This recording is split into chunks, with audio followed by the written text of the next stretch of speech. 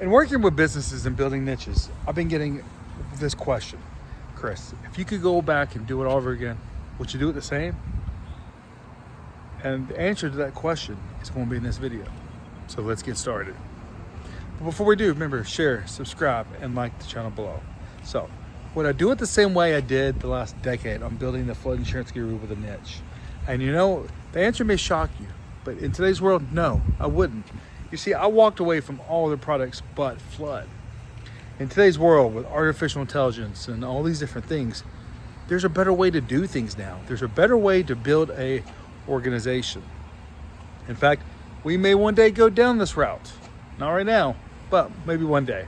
And then that is building out your niches under an umbrella brand. And that is, you've got the main brand of your company, and then you may have these different departments or divisions that do different niches. For example, one may be specifically trucking insurance, one may be specifically builder's risk, and you've built out all these niches, and these niches kind of work as their own department.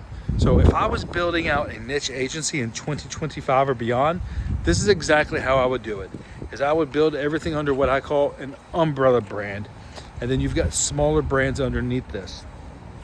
And in doing this though, one other thing I do is, look, I would understand my target audience, and I would understand my micro audiences, and that is, if you're doing commercial trucking insurance, you may still have micro audiences under that. Not all commercial trucking insurance is going to be the same.